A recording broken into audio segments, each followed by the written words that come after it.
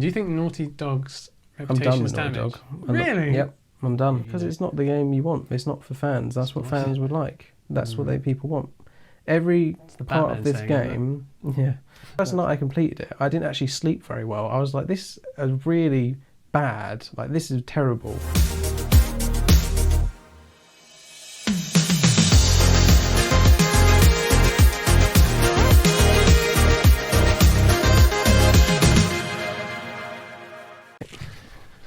Recording again. So, Last of Us Part 2. Yeah, it's a shame because I remember The Last of Us, you playing the first game and just thinking, and you would always rave about, you know, every playthrough about how much you loved the game. So when the sequel was coming out, Tom pre-ordered it. Was it 2 years in advance? Yeah, 2 years. Hence the special edition we have here.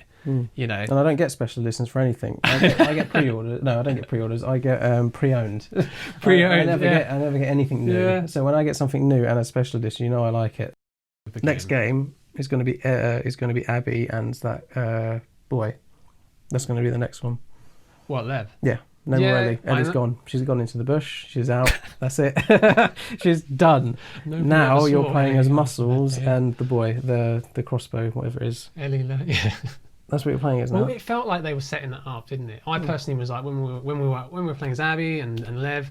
I mean, I like Lev, but it did feel like, oh, this should have been Joel and Ellie, right? Yeah. You know, that's what I was expecting. You think like, I don't want to be playing this. I don't mind playing as Abby, but she should have had her own. If they wanted to tell this bad story right, they should have had a second game with just Abby and Lev, or whatever it is. Yeah. And then then you can have a real emotional attachment to them, because if you played the whole game not knowing Abby's story of where it was going to lead, and then only the last maybe 2 hours of the game is when they're at the Fireflies and you meet the dad is actually the surgeon, and then then you'd be like, oh god. And then if you could wake up as Abby in one of the rooms and all the gunfire's going off and she's hiding, and then she goes into the room, she sees her dad dead, Joel's gone, Ellie's gone, and then you'd be like, right, that's what happened. I thought you played as Ellie, but Joel would be there. Yeah, that's what I thought.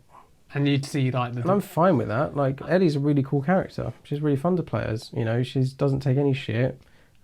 She's funny. Like in the first one when they're making jokes in the car about the magazine and stuff. That's funny. Yeah, it was good. This has got no humour at all. Oh, I thought. I mean, one of the things I thought as well is that if Joel had died before the game or during, it's weird that Joel never appears as any like ghostly apparition. Yeah, I was waiting for that to happen. Get up. Yeah, like something like that. This isn't what I taught you. Because it's not the game you want. It's not for fans. That's what fans would like. That's what people want. Every part of this game, no, it's not. It's not what we needed. It's not what we needed. Take it back. Because he's the hero Gotham deserves, but not the one it needs right now. No, it's not. It's not what we needed. It's not what we needed. Take it back. So we'll hunt him. Because he can take it. Because he's not our hero.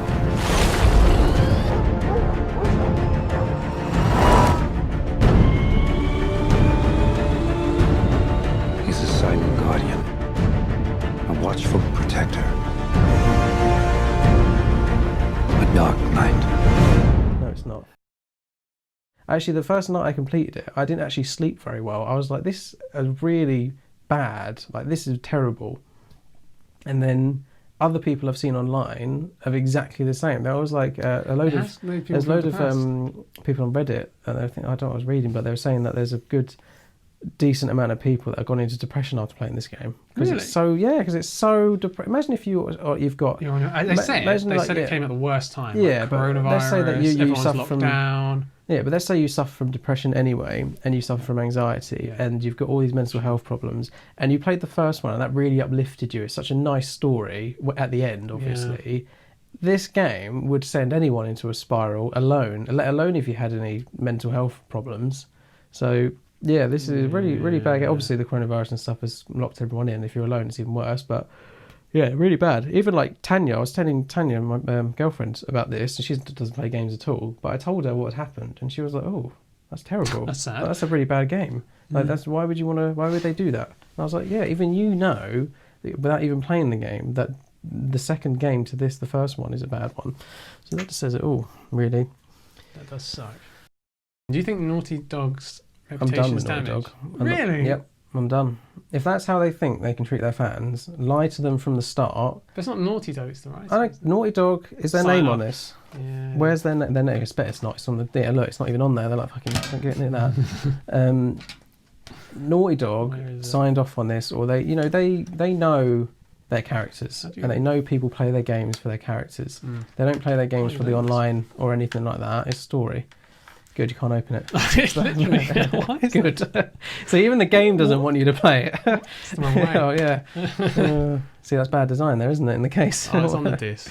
Yeah, so their name is on it. So they signed off on that, and I will not have it. They cannot have trailers of the main character in the game saying, I won't let you do this alone. That's one of the lines to Ellie, and then bait and switch it, and then say, oh, we were doing it to keep it a secret. That's not that's not marketing. That's bull. That's rubbish. So do you think if they'd have marketed the game with almost being like honest, not say the spoiler Joel's dead, but if the marketing had have had Joel in it hardly at all, I think no matter or what not had in the fake scenes, yeah, do you think people would have bought the game as much? yeah, I'd still think would people make have no bought it. I feel, but I don't think it would change what people feel about it. It's a bad game, no matter how you market it. If that's how they want to go with their stories now, and they don't care about their fans and pleasing the fans, then I won't be getting any. I'm not getting any of their games anymore. There's a few companies that I can get a game that not look at any reviews, not look at any trailers, and not get anyone's opinion of at all, and I can trust them. Rockstar, for one. Rockstar. I can not look at any gameplay, I can not look at any reviews, and I can get their game day one and pre-order it and enjoy it. It's So true. far, and there's another one as well. Well, Naughty Dog was one of them I could trust, and CD Projekt. Do you think CD Projekt Red? They're pretty good. Those are But ones I Cyberpunk can... will tell. We'll see. Tell if Yeah. they're. But those are one-hit the wonder. three, well, the two companies now that I'll trust. Until they prove me wrong, I won't be doing that. But yeah, it's sad that they're joining the ranks for me as like Activision. Really? Yeah, Like because this one- even though the gameplay is great and the story, you get a decent story and it's well worth people's money in terms of just if you put it all on paper, what you're getting is a story, gameplay, good mechanics, solid, like all round, no glitches or anything. On paper, it's well worth your money, but they're joining the ranks of like the deceitful marketing for me. Okay. Not caring about the fans and just crapping out a game that they wanted to make. Sounds like Ubisoft. Yeah, Ubisoft, that's what I'm thinking of. I got that from that. Yeah, crapping out a game that they wanted to make and Assassin's didn't care Creed. whether the fans wanted, and yeah, so they've joined those ranks. They're not as bad, obviously, but they're in the same category as me. I can't trust them anymore. I think you're right. Rockstar and Red Dead Redemption. They Rockstar and CD Projekt. well, Red Dead Redemption. I was thinking that when Arthur, we all knew that the Arthur was going to die, but how he dies is going to be sort of It's this the massive climax of the lead game. up. You know that it's like when he's going to the camp and he's going to all the people that he's once And they play that wronged. music. Oh, Yeah, heartstrings. and he's going through all those It's like- people and he's making sure that he's righting his wrongs and he's Giving money dying, he's to- coughing up blood and it's like, Yeah. okay, right, he's going to die. And then they play the music and That's then it. they say, oh, you're a good man, Arthur. And then he goes to John and then he helps John escape. And then you always have the choice of here's a gameplay, but really you're intended to do the right thing because that's how the story is. Yeah. But they give you the option to do the bad thing. But then he gives John enough time to escape, and then he goes down in a gunfire and stuff. And it's sad because he can't fight back. If he could fight back and he was fully healthy, he'd kill all of them. But he can't, and then he dies looking into the sunset. Yeah. That's a way But to it's kill. the build-up, isn't it? Yeah. Because you go through the fight with your gang, which is emotional enough. If you had strong enough attachment That's a to your story. horse, you have that extra scene with your horse. Oh yeah. Do you remember that? Yeah, oh yeah. Man, that Yeah. I didn't know what to do. I couldn't Yeah. believe it. I was upset at that point. And then you go up on the cliff, and then I can't remember his name. It's Micah, Yeah. little arsehole. He The comes Dutch up. have just lost it. Dutch, I don't know what Dutch is doing at that point. And then you're right. You have this showdown where Arthur just can't take him, and then he dies. But he's still, he's still talking and kind of wising off a little bit, from what I can remember. Like he's not going down like, oh, save me or anything like that or anything. He's going down as like Arthur. That's him. That's his character. Strong Whereas character. Joel went down as a different person. Like what happened? He didn't go in there like what. I think it's funny you say that because this is what a lot of people say is that the characters who you knew in the first game are not the same as the original characters like Joel, Ellie. They're not the same as what you knew in the Yeah. In the second. They are actually like different people. No, they are. And Yeah, but how if that was if say that situation played out again, but with those characters from the first one, Joel would have stayed with his horse, would have had his gun out, and then been like, "Well, we're fine. We'll stay here. You go in there." And that's what would have happened, And it wouldn't have been this whole like, "Hey, come to Jackson, come have a dinner with me and sit around the table." It would, plenty of food, plenty of guns. When I saw Tommy walk into that room and just lean on that counter, just like, "What's up?" It was just like, you don't know anyone in this room, and they're all armed, and there's a blizzard. You're stuck in here. Like, they could be anyone. And Joel has gone through people like where they kill people just for like their clothes and stuff, or like he's seen people get shot down, and then they've looked to see if they had anything on them in the first game, and then they're like, "Oh, he's got nothing on him." And those brutal people he's witnessed, and the cannibals. And they're going to kill Ellie and eat her. All these horrible things he's seen. He's happily goes into a room filled with people he doesn't know.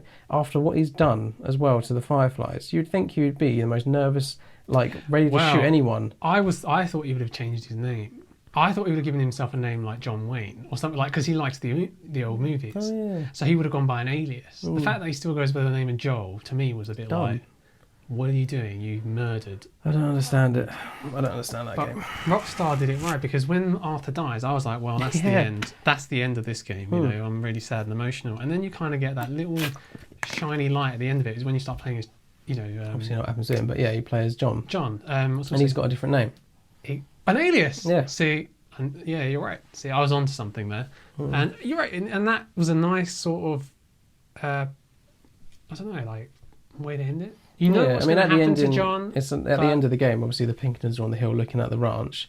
That is a bit depressing. Oh, it's like crap, it's not going to end. But for you, the game ends there, you stay as John, and it's like, kind of a nice ending.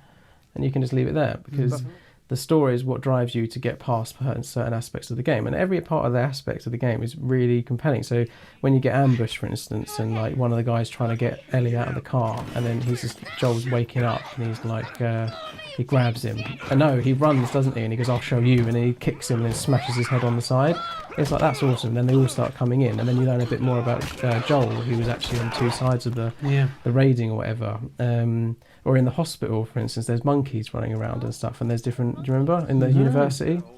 Remember? Oh yeah. And they were testing the virus and stuff. It's like, yeah. And then you find out one of the monkeys bit one of the scientists, and he shot himself. It's just things like that which like make the world lived in. Whereas this is just, you climb over a fence, you drop down, and then a walker grabs you, or an infected grabs you, or you climb under a car, and then someone walks past, and it's like that initiates the next part of you having to kill people. Nothing's really fluid. Every time you interact with someone, or like an enemy is about to attack you, or you're going to go into a place where it's hostile, it's going to be hostile. Whereas in the other games, it was always a bit like you were checking corners a bit more, and you're wondering if there was an infected around there or not. Whereas this just feels like a bit of cutscene, travel somewhere, jump over a wall, start fighting people. Cutscene, jump over a wall, fight people. And Joel makes constant jokes about like how he loves coffee so much, and he had to trade something like what was it? I don't know, probably a gun or something for a bag of coffee or whatever. But you go into his house, and it would have been funny if there was a bit in this, maybe if there was a game that never got made, that should have been made, where you're helping Joel figure out what he can trade for that coffee or something, and he's like in a real dilemma. It would have been things like that. There's loads, and it's things like that which the game just expects you to just forget about. Like, you're going through Joel's house, get his things, leave, off you go, and it's like, well, I didn't even get a chance to be with Joel in the house. Nothing's. Yeah, it's weird. It's an odd moment. It sounds like they're setting up The Last of Us Part 3 somehow with Abby and. I won't be getting it, because The Last of Us for me is Joel and Ellie. That is The Last of Us. The whole universe of The Last of Us has been done a million times. An infected city with zombies and stuff. That's been done loads of times. Obviously not in detail like that is, but there's nothing new really when you boil it down to it. But what is good is the story, and I don't care about Abby's story. That's done for me. I played that and I didn't even want to play it. And Ellie's story is finished for me, but they've ruined it. I don't know what they were thinking when they made this game. Apparently the writer didn't have his original team or something with him, so I guess he didn't have people reeling him back in when he had bad ideas or whatever. Because I know if anyone that loves The Last of Us Part 1 had this game put in front of them as a script, would have been like, write that again. Like, that was awful. I mean, I'm tempted to play through it again. I don't know how. The difficulty. I don't know how you're going to do that. But I want actually another bout of depression. I played it for 5 minutes and thought this is quite sad.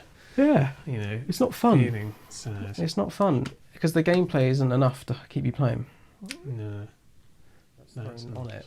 Yeah. If you could play the game, someone could play the game not knowing anything about The Last of Us and just play the game and just the story bits and no audio with people talking, they'd really enjoy it. They'd be like, this is actually not too bad. I want to know the story, and then they wouldn't like it again. It has been said, I think, if you didn't care about the first one, you'll love the second. I feel like when people do reviews to this game, they need to say whether they played the first one or not, because some of the reviews I've seen is like, this is a masterpiece. Like, I love it. I've played it twice. Like, best game ever. And I think, did you play the first one? Because I don't think you could have. I don't know if anyone. I'd love to speak to someone who played the first one as much as me, as in like 5 times, loved the story, and if they loved the second one more than this one. I'd love to speak to them about it, because I want them to convince me, because I would really like to love this game and get it again and play it, but I can't. Yeah. It's just a massive kick in the nuts. Still, we shouldn't have died how he died. It should have been a lot different. Well, you said how you wanted Joel to die. Well, I think how Joel should have died, I don't know how the circumstances would have arisen like this, but if the Fireflies were chasing Joel and Ellie, and maybe the Fireflies were trying to kidnap Ellie to try and finally do the vaccine, and they don't care anymore, they're almost like savages now, like they've got no, I don't know, they've got no morals, they just need that vaccine and they don't care after what Joel did. So, you know, Joel could be running into a building or whatever and they're chasing him and he's really injured, you know, his mask is broke, and obviously Ellie's mask is broke, even though she doesn't really need one. And then they could all be running, and then Joel sees like maybe a light down a corridor, but down that corridor there's loads of spores and and you know, and then at the beginning of the game you can have the bit where Joel is singing to Ellie about like If I Should Ever Lose You, that song.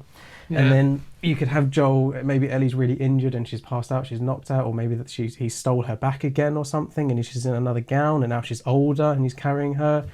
And he has to walk through the massive corridor with a light at the end, and there's loads of spores, and you could see the spores going in his nose and his eyes starting to change.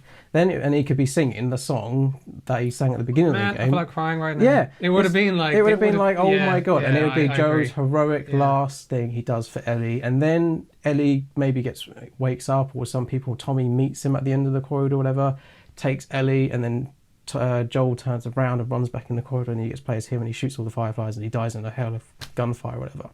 That would have been the ending. People would have been like, we wanted an epic version. I just wish I wish he hadn't died, but at least he died saving Ellie, and it was like a big emotional thing, not getting hit in the head with a golf club. I know. Of all the endings they could have, all the deaths they could have chose. The critics will come back to you and say that's not like real life. But the game isn't. I think Joel should have died right? then. It's meant to be fun. Yeah, but Joel should have died. If they went to go realistic, then Joel should have died when he got stabbed with the bar in the hospital in the first game. The infection alone should have killed him. The cold alone should have killed him when they were in... That's true. And it's just... The games aren't meant to be realistic. You can have games that are like ultra realistic, but no game is ever fully realistic. There's always bends in reality to make way for a story. So...